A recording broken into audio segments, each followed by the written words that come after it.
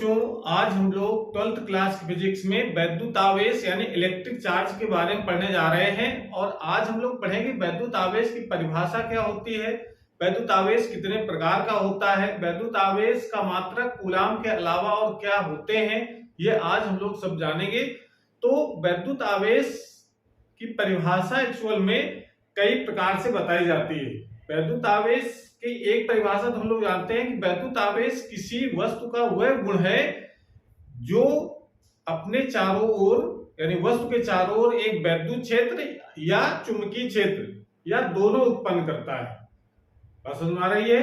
यानी यह पॉइंट ध्यान रखना है कि वैद्युत आवेश किसी वस्तु का वह गुण है जिसके कारण वस्तु वैद्युत क्षेत्र तथा चुंबकीय क्षेत्र उत्पन्न कर सकता है। तो एक प्रकार का एक वैद्युत आवेश क्या हो गया, गुण है और जो वैद्युत क्षेत्र और चुंबकीय क्षेत्र उत्पन्न कर सकता है। और ये पॉइंट ध्यान रखना है कि जब कोई आवेश गतिमान होता है, जब कोई आवेश गतिमान होता है, गतिमान आवेश जो होता है वो हमेशा क्या उत्पन्न करता है, वैद्युत क्षेत्र प्लस चुंबकीय क्षेत्र। मतलब ये कह सकते हैं गतिमान आवेश वैद्युत क्षेत्र और चुंबकीय क्षेत्र दोनों उत्पन्न करता है। लेकिन अगर स्थिर आवेश है, स्थिर अगर आवेश है तो सिर्फ और सिर्फ वैद्युत क्षेत्र उत्पन्न करता है। अब वैद्युत क्षेत्र के बारे में हम लोग पहले से पढ़ रखा है, वैद्युत क्षेत्र का मतलब क्या होता है। तो ये चीज आपको ध्यान रखना है कि जब किसी वस्तु पर आवेश आ जाएगा वो, ठीक है ना, तो वो अपने चारों क्या उत्पन्न करेगा, वैद्युत क्षेत्र और चुंबकीय क्षेत्र या दोनों उत्पन्न कर सकते हैं। तो ये पॉइंट आप ध्यान रखेंगे कि अगर कोई आवेश रुका हुआ है, चल नहीं रहा है, तो सिर्फ उत्पन्न होगा वैद्युत क्षेत्र, और अगर आवेश चल रहा है तो वैद्युत क्षेत्र और चुंबकीय क्षेत्र दोनों उत्पन्न होते हैं। तो ये एक नंबर पर प्रश्न बोर्ड एग्जाम पूछा जाता है कि आवेश की स्थिति कैसी है, उसके आधार पर कौन कौन से वैद्युत क्षेत्र चुंबकीय क्षेत्र में से कौन उत्पन्न होता है या दोनों उत्पन्न होते हैं। तो ये पॉइंट ध्यान रखेंगे। तो एक डिफिनेशन इस प्रकार से हम लोग बताते हैं, वैद्युत आवेश किसी वस्तु का वह गुण है जिसके कारण वस्तु वैद्युत क्षेत्र तथा चुंबकीय क्षेत्र उत्पन्न कर सकता है। ठीक है। दूसरी जो परिभाषा है, जो बुक में ज्यादातर बुकों में दूसरी परिभाषा लिख रखी है, उसको इस प्रकार से परिभाषित कर सकते हैं। और ये आप प्रैक्टिकली भी देखा होगा कि अगर कभी ऊनी कपड़े पहने हो सर्दी के समय में और उसको उतारते हैं किसी अंधेरे कमरे में, तो चिंगारियां सी हमको दिखाई पड़ती हैं। तो वो क्या चिंगारियां क्या है, आवेश है। वो आवेश जब डिस्चार्ज होता है तो चिंगारियां उत्पन्न होती हैं। ठीक है। या कभी कभी होता क्या है कि आप सूखे बाल हैं, अपना प्लास्टिक वाला पेन अगर बालों में रगड़ करके और बहुत ही हल्की वस्तुओं को, उसमें कागज के बहुत छोटे टुकड़े हो या रुई हो या बहुत छोटा कोई तिनका हो, उसके पास लाते तो उसमें चिपक जाता है। तो ये जो आकर्षित करने का गुण है, छोटे छोटे टुकड़ों को अपने आकर्षित करने का जो गुण आ जाता है किसी वस्तु में, तो कहा जाता है वस्तु कैसी हो गई है, आवेशित हो गई है, यानी वो विद्युतमय वस्तु कहलाती है। विद्युत उस पर उत्पन्न हो गया है या उस पर आवेश उत्पन्न हो गया है। तो ये कब होता है, जब किसी वस्तु को किसी दूसरी वस्तु पर रगड़ा जाता है तब। ठीक है ना। केवल ये रगड़ने से ही उत्पन्न होता, और भी रीजन है, वो हम लोग अगले बार टॉपिक में जानेंगे आवेशित करने की कौन कौन सी विधियां हैं। लेकिन अगर पेन को बालों में रगड़ करके किसी कागज के टुकड़े के समीप ले जाएं, बहुत छोटा टुकड़ा अगर कागज का है तो कागज टुकड़ा उस पर चिपक जाता है, तो ये कहा जाता है कि हमारा पेन कैसा हो गया है, आवेशित हो गया, यानी विद्युतमय हो गया है, चार्ज हो गया है पेन हमारा। तो ऐसे गुण को कहा जाता है आवेश। तो इसकी डिफिनेशन इस प्रकार से भी लिखते हैं, ये गुण जिसके कारण उत्पन्न होता है आकर्षित करने का, उसको हम लोग विद्युत आवेश कहा जाता है। तो ये परिभाषा आप इस प्रकार से बता सकते हैं, वैद्युत आवेश किसी पदार्थ का वह गुण है जिसके कारण वह पदार्थ छोटे छोटे कागज के टुकड़ों, तिनका, रुई आदि की हल्की वस्तुओं को अपने ओर आकर्षित करता है। अगर आकर्षित करने गुण आ गया है तो कहा जाता है कि पदार्थ कैसा हो गया है, विद्युतमय या वैद्युत आवेशित हो गया है। ठीक है। तो ये इसकी डिफिनीशन आप लिख सकते हैं, दोनों में से कोई एक डिफिनीशन आप बता सकते हैं, वैद्युत आवेश किसे कहते हैं और जब वैद्युत आवेश अगर है और रुका हुआ है तो सिर्फ और सिर्फ वैद्युत क्षेत्र उत्पन्न होगा। अगर आवेश चल रहा है तो वैद्युत क्षेत्र और चुंबकीय क्षेत्र दोनों उत्पन्न होते हैं। इतनी बात तो अभी तक समझ गए आप लोग। उसके बाद जरा हम ये जानते हैं कि इसकी कहानी क्या है, वैद्युत आवेश के बारे में शुरुआत कहां से हुई, कैसे जाना गया कि ये वस्तु आवेशित हो गई है। ठीक है, तो इसकी जरा कहानी हम लोग समझते हैं।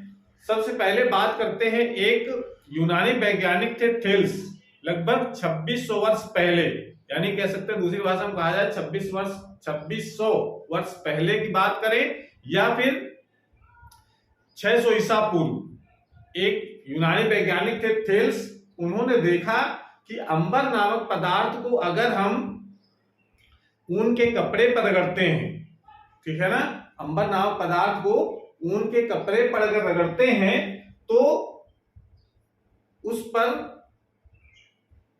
छोटे छोटे तिनकों टुकड़ों, कागज के टुकड़ों को अपने आकर्षित करने का गुण आ जाता है। ये सबसे पहले किसने देखा था? थेल्स ने, ये यूनानी वैज्ञानिक, उन्होंने ये बात देखी। लेकिन इस बात को किसी ने बहुत ज्यादा तवज्जो नहीं दी, यानी ध्यान नहीं दिया गया। और उसके बाद ये समय बीतता गया। लगभग 1600 ईस्वी में एक दूसरे वैज्ञानिक थे, अमेरिकी वैज्ञानिक, उन्होंने कहा कि केवल ये गुण जो आकर्षित करने का जो गुण आ रहा है, ये केवल अंबर पदार्थ में ही नहीं आता है, ठीक है ना। और वो पदार्थ हमारे पास, उन्होंने कहा कि अगर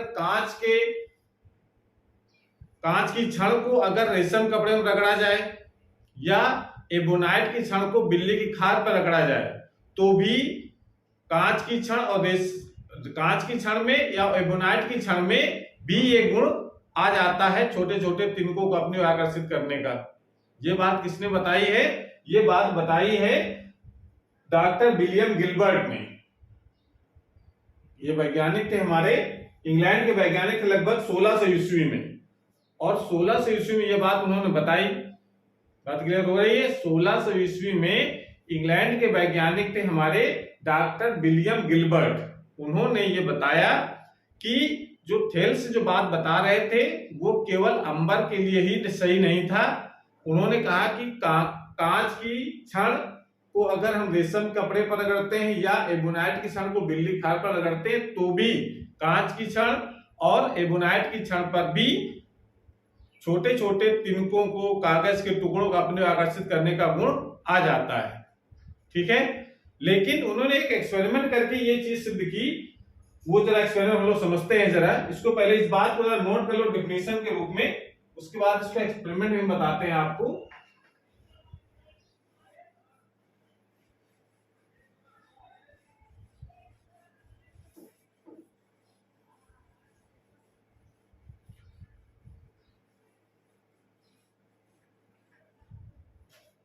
लगभग 1600 ईस्वी में इंग्लैंड के जो वैज्ञानिक थे,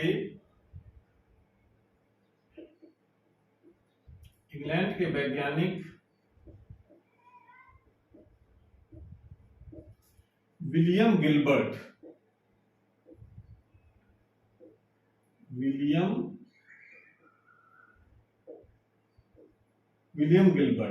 उन्होंने क्या देखा कि जो थेल्स देख रहे थे वो केवल अंबर नामक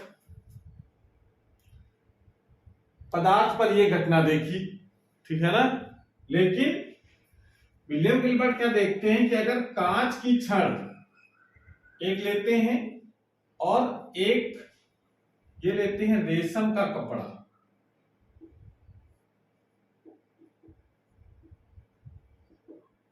और ये है कांच की छड़,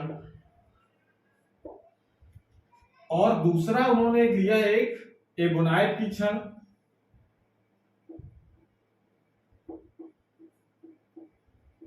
ये एबोनाइट की छड़ ली, और एक लिया यहां पर बिल्ली की खाल।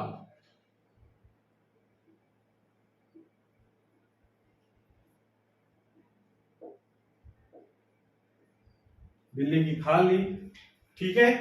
और ये देखा कि इनको अगर आपस में रगड़ा जाए और रगड़ करके दोनों को, कांच की छड़ को रेशम में रगड़ा जाए, एबोनाइट की छड़ को बिल्ली की खाल पर रगड़ा जाए, तो आप देखते ये हैं कि मान लेते हैं हमने कांच की दो छड़ों को रेशम पर रगड़ा, यानी कांच की दो छड़ों को रेशम में रगड़ करके एक दूसरे के समीप लाए। दोनों कैसी छड़ें हैं हमारे पास? दोनों कांच की छड़ हैं।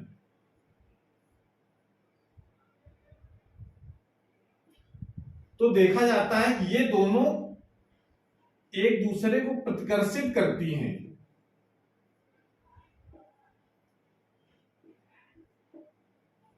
प्रतिकर्षित करती हैं एक दूसरे को। और इसी प्रकार से अगर हम दो एबोनाइट की छड़ों को बिल्ली की खाल से रगड़ करके एक दूसरे के समीप लाते हैं, ये दो छड़ कौन सी ली हमने? एबोनाइट।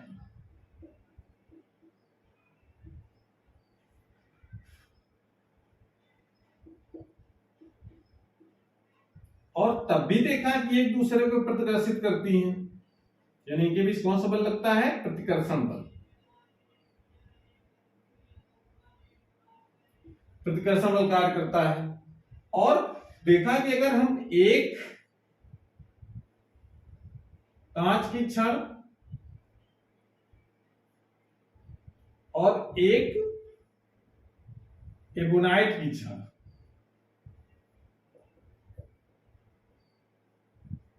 एबोनाइट की छड़ को लाते हैं, तो ये देखा जाता है कि ये एक दूसरे को क्या करती हैं? आकर्षित करती हैं।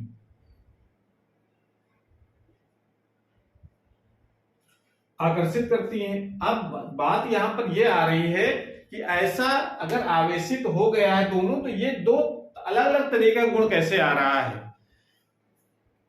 ये ध्यान समझना। वैज्ञानिक कौन थे? William Gilbert.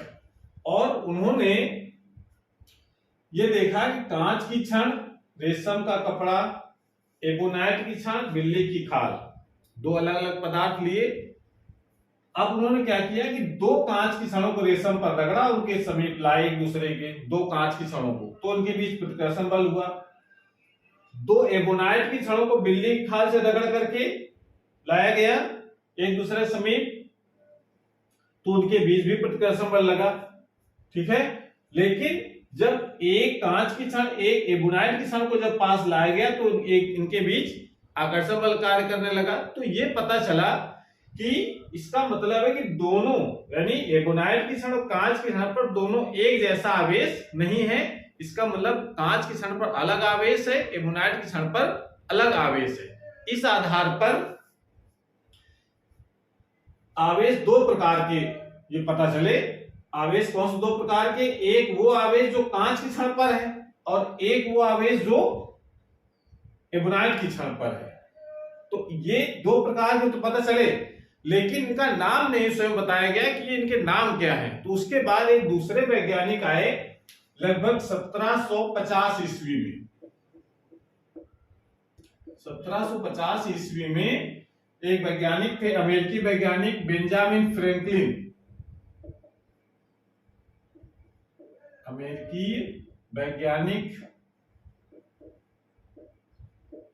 वैज्ञानिक बेंजामिन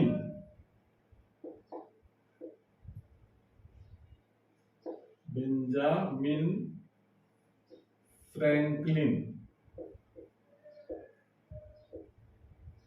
बेंजामिन फ्रैंकलिन उन्होंने कहा कि इसका मतलब है कि ये जो दो प्रकार के जो आवेश है उनका नामकरण उन्होंने किया। और वो नामकरण कैसा किया कि जो कांच की छड़ पर जो आवेश है उनको कहा गया कि ये कैसा आवेश है? धन आवेशित, उसको कहा धन आवेश है। यानी आवेश दो प्रकार के बताए गए, लेकिन नाम किसने रखा है? बेंजामिन फ्रैंकलिन ने, धन आवेश और ऋण आवेश। एबोनाइट की छड़ पर कहा कि जो आवेश है उसको कहा गया ऋण आवेश, और जो कांच की छड़ पर उसको कहा गया धन आवेश। और तब ये पता चला है कि आवेश दो प्रकार का हुआ, एक धनावेश और एक ऋण आवेश। और समान प्रकार के आवेशों के बीच प्रतिकर्षण और विपरीत प्रकार के आवेशों के बीच आकर्षण बल कार्य करता है। तो ये पूरी कहानी जरा एक बार फिर हम रिवाइज करते हैं। सबसे पहले आवेश की बात किसने किया था? यूनानी वैज्ञानिक थेल्स ने। और उन्होंने कहा कि अगर अंबर नामक कपड़े को अगर ऊन पर रगड़ा जाए तो उसमें छोटे छोटे टुकड़ों को अपनी ओर आकर्षित करने का गुण आ जाता है। लेकिन इस बात का किसी ने ध्यान नहीं दिया।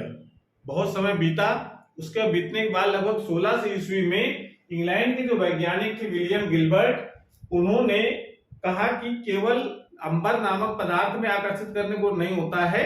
उन्होंने कहा कि अगर हम कांच की छड़ को रेशम के कपड़े पर रगड़े या एबोनाइट की छड़ को बिल्ली की खाल पर रगड़े तो भी उसी तरह के गुण आता है जैसे कि अंबर में आया था आकर्षित करने का। छोटे छोटे तिनकों को, टुकड़ों को कागज के आकर्षित करने गुण आ जाता है।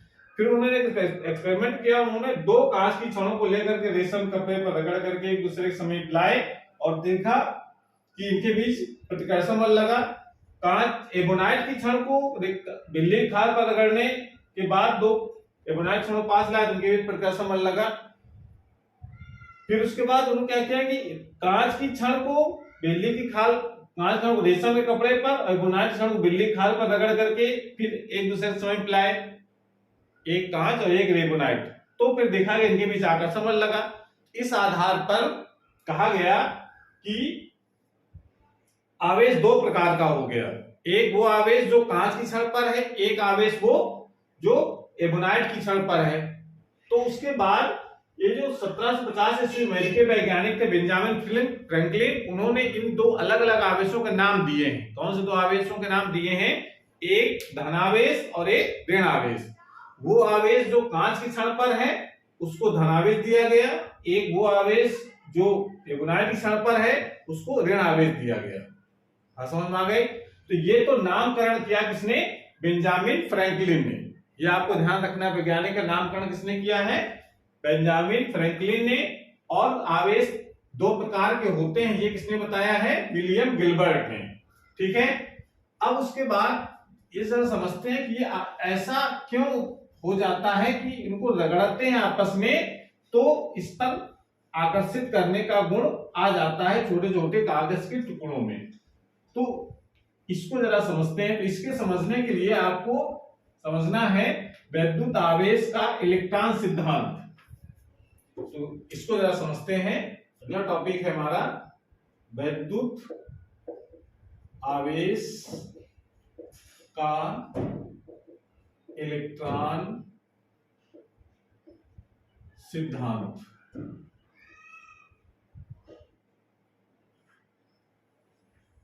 इलेक्ट्रॉन सिद्धांत जरा समझते हैं कि ऐसा क्या हो जाता है जिससे अगर कांच के छड़ को रेशम में रगड़ा जाए या एबोनाइट छड़ को बिल्ली खाल पर रगड़ा जाए तो उसमें आकर्षित करने को क्यों आ जाता है, क्यों आवेशित हो जाती है वस्तु। तो इसको जरा समझने के लिए जरा इलेक्ट्रॉन सिद्धांत समझते हैं। इलेक्ट्रॉन सिद्धांत क्या कहता है कि सभी पदार्थ किससे मिलकर के बने होते हैं? परमाणुओं से। और परमाणु किससे मिलकर के बना होता है? नाभिक और इलेक्ट्रॉन से मिलकर के बना होता है। और नाभिक जो परमाणु होता है, परमाणु के बीच में नाभिक होता है जिसमें होते हैं प्रोटॉन और न्यूट्रॉन और इलेक्ट्रॉन। ये भी उसके चारों ओर विभिन्न कक्षाओं में चक्कर लगाते रहते हैं। ये बात तो सबको पता है। ये इलेक्ट्रॉन है जिस पर होता है ऋणावेश, प्रोटॉन पर धनावेश, न्यूट्रॉनों पर कोई आवेश नहीं होता है। नाभिक के अंदर प्रोटॉन न्यूट्रॉन होने के कारण नाभिक कैसा हो जाता है? टोटली धनावेशित। क्योंकि प्रोटॉनों पर धनावेश, न्यूट्रॉनों पर कोई आवेश नहीं होता। इसका मतलब है कि नाभिक कैसा होता है? धनावेशित। इलेक्ट्रॉन पर होता है ऋणावेश। लेकिन सामान्य अवस्था में, सामान्य अवस्था से मतलब है कि जब इलेक्ट्रॉन कम ज्यादा ना हो, तब सामान्य अवस्था में जितने इलेक्ट्रॉन होते हैं उतने ही प्रोटॉन होते हैं। इसका मतलब है कि जितना धनावेश होता है उतना ही ऋण आवेश होता है परमाणुओं में, जिसके कारण परमाणु जो है वो टोटल कैसा होता है? उदासीन। ठीक है ना? यानी आप ध्यान रखना है, प्रोटॉनों पर धनावेश, न्यूट्रॉनों पर कोई आवेश नहीं, इलेक्ट्रॉनों पर ऋण आवेश। प्रोटॉन न्यूट्रॉन होते हैं नाभिक के अंदर। प्रोटॉनों पर धनावेश, न्यूट्रॉनों पर धनावेश, कारण जो टोटल नाभिक होता है उस पर कौन सा चार्ज आ जाता है? धनावेश का। जितने इलेक्ट्रॉन होते हैं उतने प्रोटॉन होते हैं। इसके कारण जो टोटल परमाणु को जो आवेश होता है वो शून्य होता है। नहीं कह सकते परमाणु कैसा होता है? सामान्य अवस्था में उदासीन होता है। लेकिन अगर किसी तरीके से इन इलेक्ट्रॉनों को निकाला जाए बाहर, अब एक बात करें कि प्रोटॉनों को नहीं निकाला जाए। प्रोटॉनों को निकालना कठिन है क्योंकि नाभिक के अंदर होते हैं और नाभिक के अंदर नाभिकीय बल जो होता है बहुत ही प्रबल आकर्षण बल होता है, और उसको प्रोटॉनों को निकालना या प्रोटॉनों को नाभिक के अंदर डालना दोनों बहुत ही कठिन काम है। सबसे आसान काम है इलेक्ट्रॉनों को बाहर निकालना या बाहर से इलेक्ट्रॉनों को अंदर देना, क्योंकि ये परमाणु के किनारे वाले भाग में होते हैं। इस कारण से कह सकते हैं कि अगर सामान्य अवस्था में जितने प्रोटॉन होंगे, सामान्य अवस्था में जो परमाणु होता है वो कैसा होता है, परमाणु उदासीन। परमाणु कैसा होता है, उदासीन। लेकिन अगर किसी तरीके से इलेक्ट्रॉन को बाहर निकाला जाए, जैसे एग्जांपल देखते हैं हमारा सोडियम है, सोडियम का जो परमाणु क्रमांक कितना होता है 11। इसका मतलब इसमें प्रोटॉन कितने होंगे 11, इलेक्ट्रॉन कितने होंगे 11, ठीक है ना। आवेश की बात करें तो न्यूट्रॉन से कोई लेना देना नहीं है। आवेश पढ़ रहे हैं तो न्यूट्रॉन का आवेश में कोई योगदान नहीं है। प्रोटॉन 11, इलेक्ट्रॉन 11, और इलेक्ट्रॉन और प्रोटॉन पर जो आवेश होता है ये हमको पता है। इलेक्ट्रॉन और प्रोटॉन में जो आवेश होता है उसका जो मैग्नीट्यूड है वो होता है 1.6 × 10⁻⁻19 कूलम। इतना आवेश होता है। देखिए तो इसका मतलब है कि टोटल आवेश देखा जाए तो कितना हो जाएगा 0, यानी कह सकते हैं कि इसमें जो परमाणु जो आवेश होगा परमाणु पर कितना हो जाएगा 0, आवेश तो शून्य आएगा। लेकिन अगर हम कहेंगे हम इसके अगर इलेक्ट्रॉनिक विन्यास करके देखा जाए तो इसका इलेक्ट्रॉन विन्यास करोगे तो कितने इलेक्ट्रॉन होंगे इस पर जरा ये देखो 2, 8 और 1। ये कक्षाएं उसमें होंगी सोडियम में, बाहर सब अंदर वाली कक्षा में 2, उसके बाहर वाले में 8 और सबसे बाहर वाले में 1 इलेक्ट्रॉन होगा। अगर 1 इलेक्ट्रॉन को बाहर निकाल लिया जाए, यानी अब इलेक्ट्रॉन निकालो तो कितने इलेक्ट्रॉन बचेंगे यहाँ पर 10, लेकिन प्रोटॉन तो हमारे रहेंगे 11 ही, इलेक्ट्रॉन हमारे पास हो जाएंगे 10 अगर एक निकालते हैं तो। और जब इलेक्ट्रॉन निकालेंगे तो अब देखो अभी तक इलेक्ट्रॉन प्रोटॉन बराबर थे, जब इलेक्ट्रॉन कम हो गया है तो जो धनावेश जो था हमारे पास वो ज्यादा हो गया। इसका मतलब है कि परमाणु कैसा हो जाएगा धनावेशित, ठीक है ना। और धनावेशित हो जाएगा तो इसका मतलब 2, 8 केवल इलेक्ट्रॉन बचेंगे, 1 इलेक्ट्रॉन कम हो गया। तो ये चीज हम समझ सकते हैं कि इलेक्ट्रॉन अगर कम हुआ तो इसका मतलब है कि परमाणु कैसा हो जाएगा धन आवेशित हो जाएगा, यानी उस पर धन आवेश आ जाएगा। तो इससे पता चल रहा है कि इलेक्ट्रॉन की कमी अगर है, इलेक्ट्रॉन की अगर कमी है, इलेक्ट्रॉन की कमी क्या प्रदर्शित करती है धन आवेश। इलेक्ट्रॉन की कमी क्या प्रदर्शित करती है धन आवेश को प्रदर्शित करती है। दूसरा एग्जांपल दे सकते हैं, जैसे क्लोरीन है, क्लोरीन का परमाणु क्रमांक 17 होता है।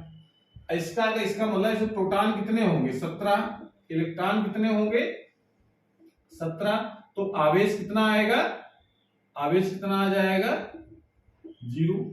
टोटल आवेश कितना होगा परमाणु का 0, यानी जितने धन आवेश उतना ही ऋण आवेश। लेकिन अगर हम इसका इलेक्ट्रॉनिक विन्यास करते हैं तो कितना आएगा 2, 8 और 7, यानी बाहरी कक्षा में 7 इलेक्ट्रॉन होंगे। और अपने अष्टक नियम को पूरा करने के लिए इसकी बाहरी कक्षा में 8 इलेक्ट्रॉन होने चाहिए, तो एक बाहर से लेता है। जब बाहर से ले लेगा तो क्लोरीन पर इलेक्ट्रॉन कितने हो जाएंगे बताओ 18 ये तो आएंगे, लेकिन प्रोटॉन हमारे उतने ही रहेंगे। प्रोटॉन कितने रहेंगे, प्रोटॉन रहेंगे 17, इलेक्ट्रॉन हमारे पास हो जाएंगे 18, यानी 1 इलेक्ट्रॉन ज्यादा हो गया। और 1 इलेक्ट्रॉन ज्यादा हो गया मतलब इलेक्ट्रॉनों की अधिकता हो गई, यानी ऋण आवेश ज्यादा हो गया। तो टोटली जो होगा वो कैसा हो जाएगा परमाणु ऋण आवेशित। तो इलेक्ट्रॉन की जो कमी होगी, इलेक्ट्रॉन की कमी नहीं सॉरी अधिकता, इलेक्ट्रॉन अगर अधिक है तो इलेक्ट्रॉन की अधिकता क्या प्रदर्शित करेगा ऋण आवेश।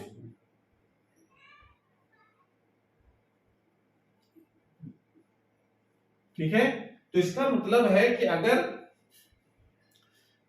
किसी भी परमाणु से इलेक्ट्रॉन निकल गए हैं, इसका मतलब परमाणु कैसा हो जाएगा, धनावेशित। अगर इलेक्ट्रॉन उस पर आ गए हैं बाहर से, यानी इलेक्ट्रॉन ज्यादा हो गए सामान्य अवस्था से, उस पर आ जाएगा ऋण आवेश। तो इसका मतलब है कि अब ये दिमाग में बिल्कुल हटा देना है कि अगर हम धनावेशित करना है तो मतलब इलेक्ट्रॉन को बाहर निकालना है, और अगर ऋणावेशित करना है तो इलेक्ट्रॉन को अंदर डालना है इसके परमाणु में।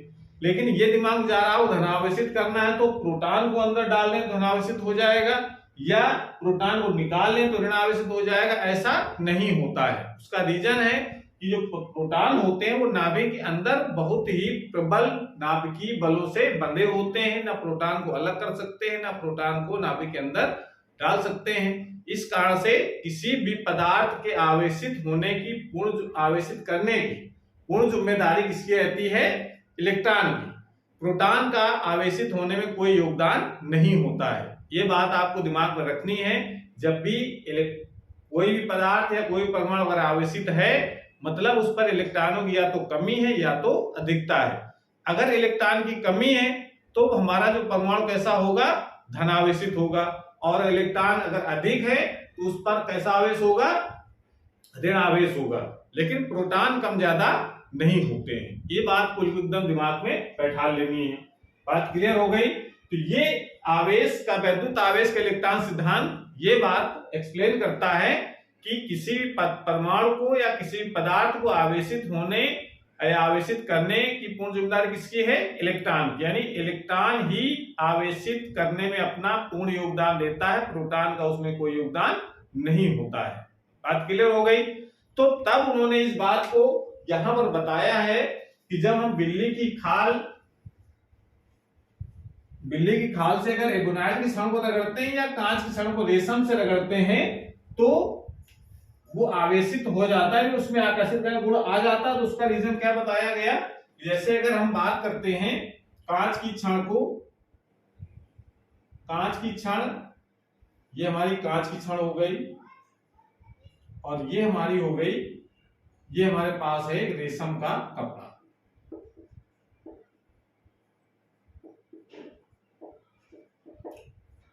तो ये देखा जाता है जब आपस में इनको रब करते हैं, रगड़ते हैं आपस में, तब क्या होता है, कांच की छड़ से जो इलेक्ट्रॉन है वो रेशम के कपड़े में चले जाते हैं, इलेक्ट्रॉन चले जाते हैं इस पर रगड़ने से। इलेक्ट्रॉन जब चले जाएंगे तो कांच की छड़ कैसा हो जाएगा, धनावेशित, और इसमें जो इलेक्ट्रॉन आ जाएंगे ज्यादा सामान्य अवस्था से तो ये कैसा हो जाएगा, ऋण आवेशित। तभी ये कहा जाता है कि ये जो रेशम कपड़ा है वो ऋण आवेशित हो जाता है, ऋण आवेश इस पर आ जाता है, और कांच की छड़ है वो उस पर आ जाता है धन आवेश।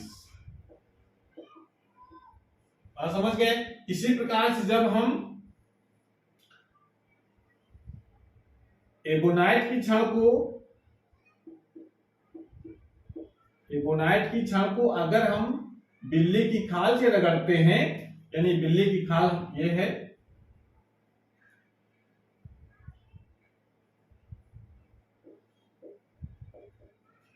तो इससे इलेक्ट्रॉन इस पर आते हैं, यानी बिल्ली की खाल से जो इलेक्ट्रॉन है वो एबोनाइट छड़ पर आ जाते हैं। तो इससे इलेक्ट्रॉनों की क्या हो गई, इस पर बिल्ली की खाल में कमी, और जो कमी इलेक्ट्रॉन को कमी क्या दर्शाएगी, प्लस चार्ज।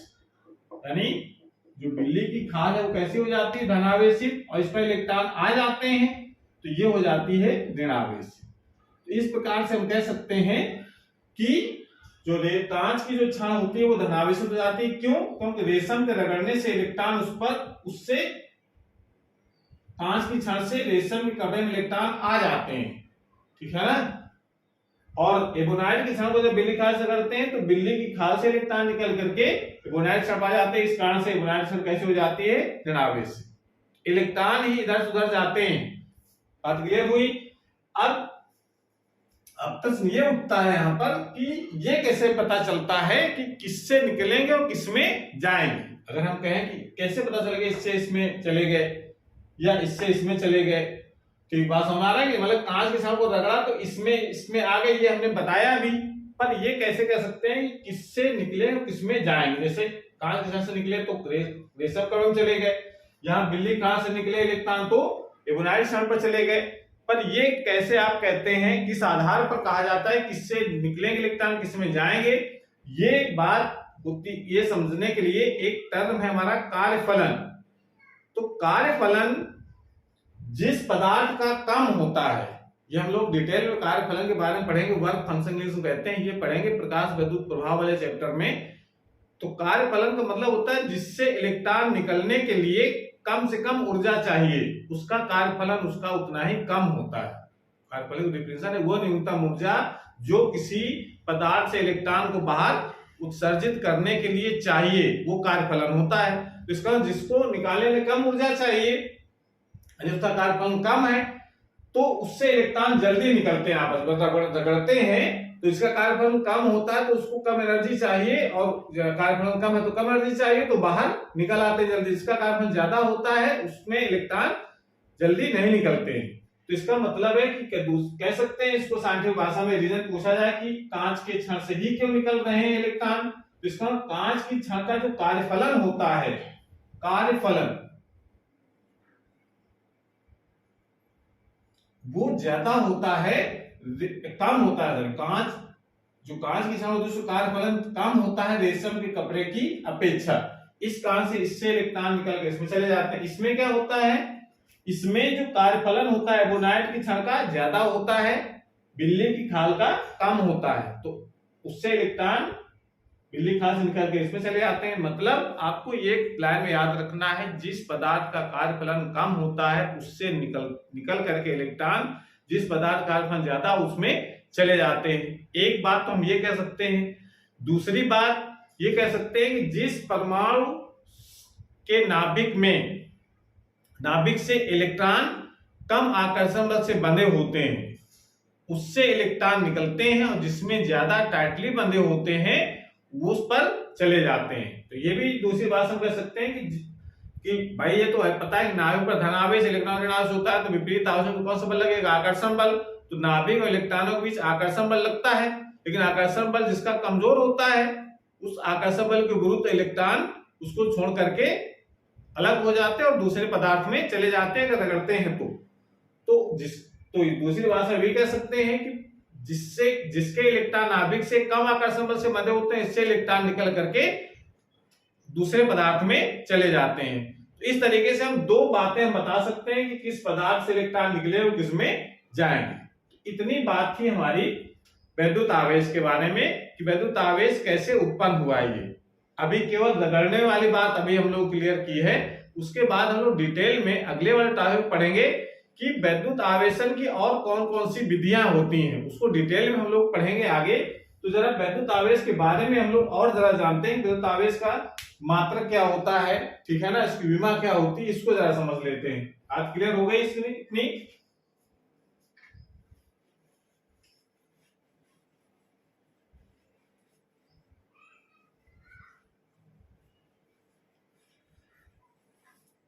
तो एक तो बहुत महत्वपूर्ण गुण ये है वैद्युत आवेश का, वैद्युत आवेश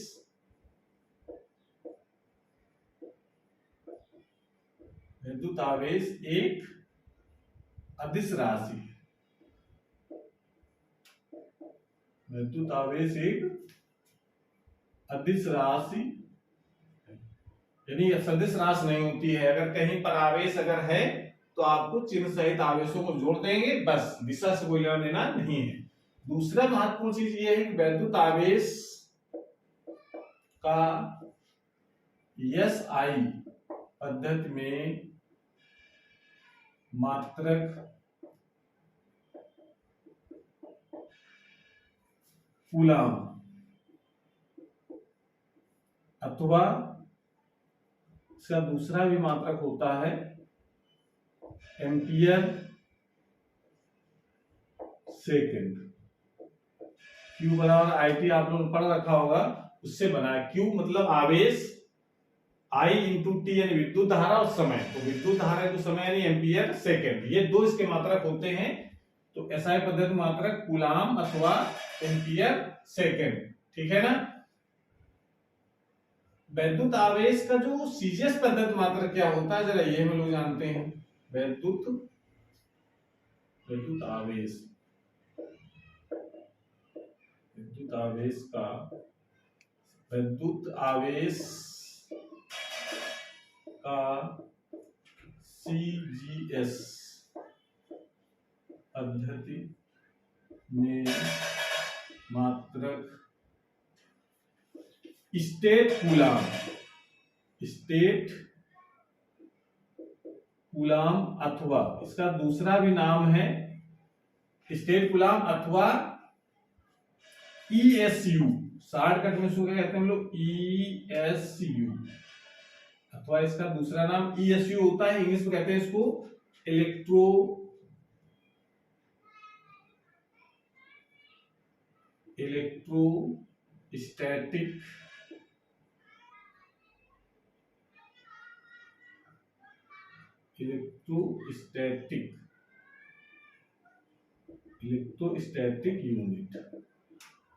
इलेक्ट्रोस्टैटिक यूनिट, इसको शॉर्टकट में क्या कहते हैं हम लोग, ESU, इलेक्ट्रोस्टैटिक यूनिट, या इसको हिंदी में कहा जाता है स्थिर वैद्युत आवेश, स्थिर वैद्युत मात्रक,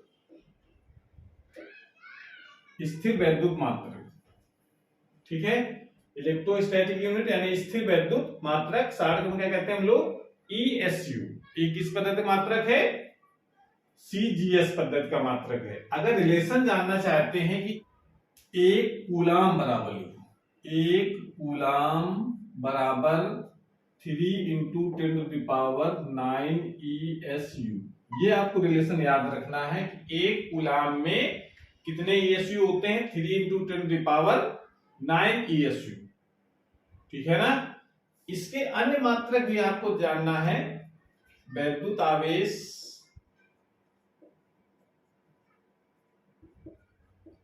आवेश के अन्य मात्रकों में आता है, एक तो होता है EMU,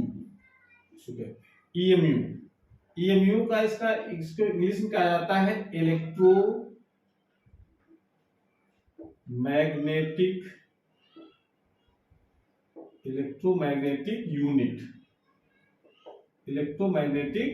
यूनिट, या इसको दूसरा हिंदी में कहते हैं हम लोग विद्युत चुंबकीय मात्रक। क्या कहते हैं इसको, विद्युत चुंबकीय मात्रक, इसको हिंदी विद्युत चुंबकीय मात्रक कहा जाता है। यह भी एक दूसरा और नाम होता है, तथा एक दूसरा मात्रक होता है फैराडे,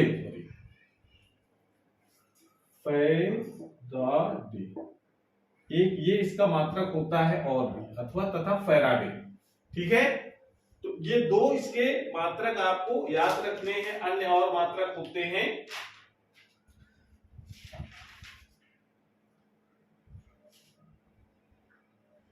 तो अब जरा ये भी जरा जान लेते हैं कि एक EMU बराबर कितने कूलाम होते हैं। तो एक EMU बराबर 10 कूलाम, ध्यान रखना है। और एक कूलाम में कितने ESU होते हैं, तो एक EMU कितने हो जाएंगे, 3 × 10⁻10 ESU। तो ये रिलेशन भी आपको याद रखना है, और ये रिलेशन भी आपको याद रखना है। दूसरी बात इसमें याद रखनी है कि जो फैराडे होता है, एक फैराडे बराबर 96,500 कूलाम। ये तो बड़े मात्रक होते हैं, ठीक है ना। यानी कूलाम तो SI पद्धति का मात्रक हो गया। कूलाम से छोटा मात्रक होता है ESU। कूलाम से जो बड़े दो मात्रक होते हैं वो होते हैं विद्युत चुंबकीय मात्रक यानी EMU, और दूसरा होता है फैराडे। तो ये दो मात्रक आपको और याद रखने हैं, इनके क्या रिलेशन है कूलाम के साथ में, ये भी आपको याद रखना है। इसको नोट कर लीजिए, फिर और बातें हम बताते हैं आपको।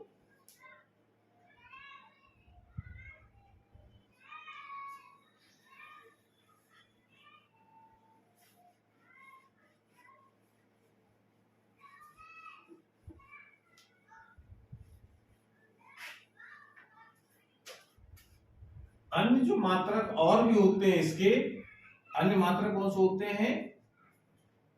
पिकोकुलाम, पिकोकुलाम, माइक्रोकुलाम,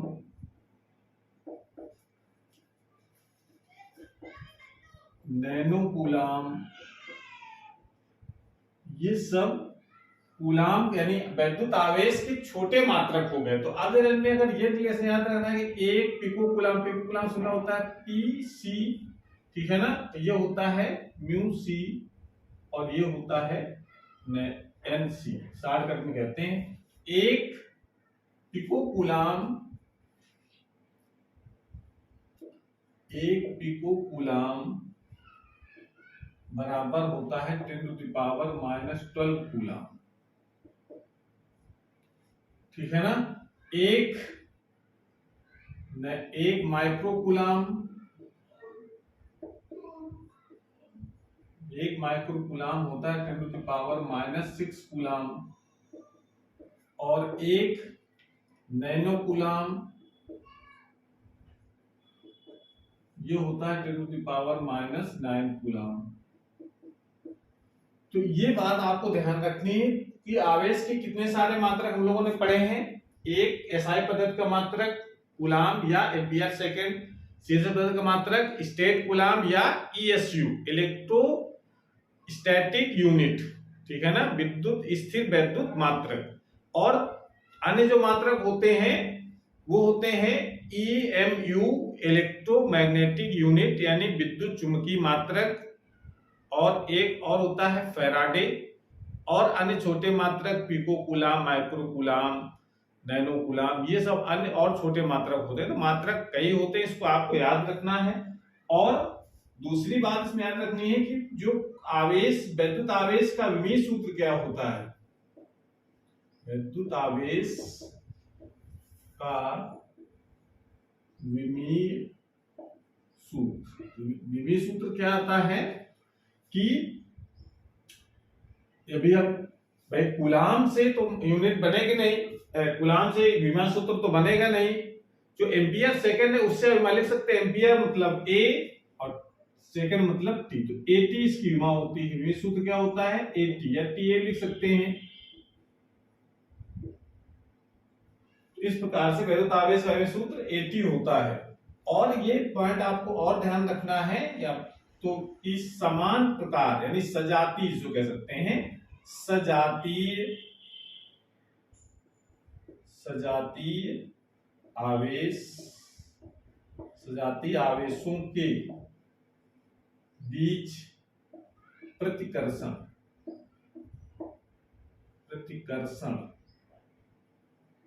तथा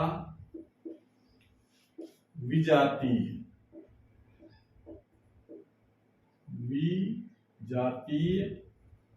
आवेशों के बीच आकर्षण होता है। ये इतनी बात आपको ध्यान रखनी है। सजातीय मतलब समान प्रकार के आवेश, धन धन या ऋण ऋण आवेश एक दूसरे को प्रदर्शित करते हैं, और विजातीय मतलब अलग अलग प्रकार के हो, एक धन का हो एक ऋण का हो, तो उसके बीच लगता है हमेशा आकर्षण बल। इस प्रकार से इतनी बात हम वैद्युत आवेश के बारे में आज जानेंगे, और अगली क्लास में हम लोग ये पढ़ेंगे कि वैद्युत जो आवेश है वो कितने प्रकार से उत्पन्न किया जा सकता है, आवेशन की कितनी विधियां हैं। ठीक है, तो आज क्लास हमारी समाप्त होती है। अगर वीडियो अच्छा लगा तो उसको लाइक करें, अपने दोस्तों को शेयर करें, और चैनल अभी तक सब्सक्राइब नहीं किया है तो चैनल को सब्सक्राइब करें, जिससे नए जो वीडियो अपलोड हो उसकी नोटिफिकेशन आपके पास सबसे पहले पहुंच जाए। पढ़ाई करते रहिए। Thank you.